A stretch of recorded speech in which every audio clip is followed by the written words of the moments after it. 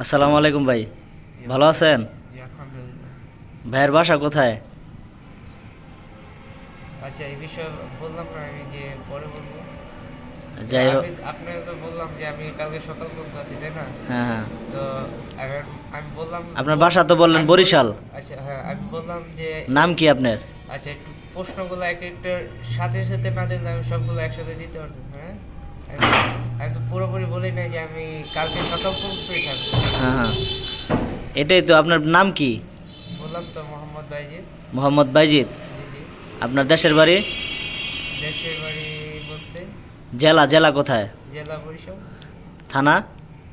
থানা বললাম, এই যে এই বিষয়ে একটু আছে, বলা যাবে না। থানা বলা যাবে না কেন? কীর্তন খোলা বলছিল। আচ্ছা, হ্যাঁ হ্যাঁ। থানা কীর্তনখোলা। গ্রাম? গ্রাম গ্রাম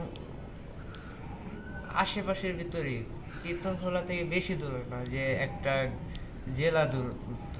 ও আচ্ছা আচ্ছা। আপনার কি মনে নাই আপনার গ্রামের নামটা মনে নাই?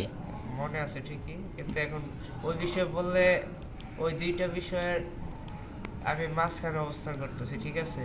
এই দিকে গেলে ওই দিক, ওই দিকে গেলে এই দিক, এই কারণে আমি পুরোপুরি স্পষ্ট বলতেছি না। বুঝতে পারছি।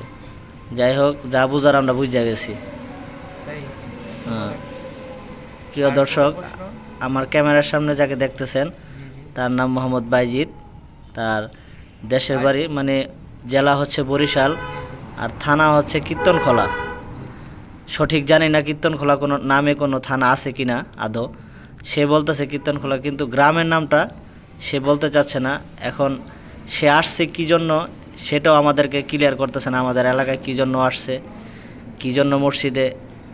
আজকে হচ্ছে জুম্মার দিন, আমরা জুম্মার নামাজ পড়ে বের হওয়ার পরে নাকি তখন কি মসজিদে ছিল জুমার নামাজ পড়তে?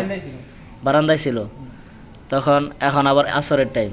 এখন এই লোকটা মসজিদে অবস্থান করতেছে, কিন্তু আমাদের এলাকার কেউই তাকে চিনে না।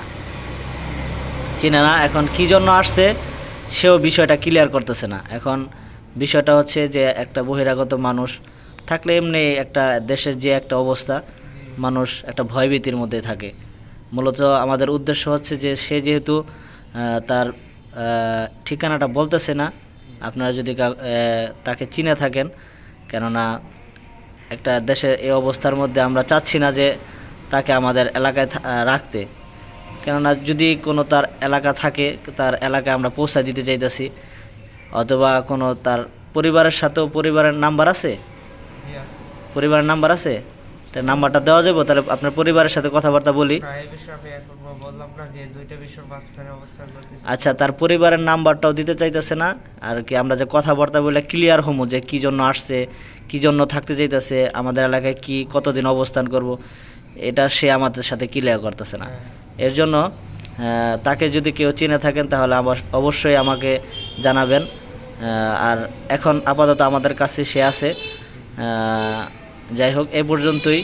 কেউ যদি চিনে থাকেন অবশ্যই আমাদেরকে জানাবেন, আমরা আপনাদের সাথে যোগাযোগ করে তাকে তার বাড়িতে পৌঁছানোর চেষ্টা করব ইনশাল্লাহ। সবাই ভিডিওটা বেশি বেশি শেয়ার করবেন, যেন তার পরিবার পর্যন্ত তার পরিবাররা যেন তাকে দেখতে পারে, এবং তার পরিবারের হাতে যেন তাকে আমরা দিয়ে আসতে পারি। আসসালামু আলাইকুম।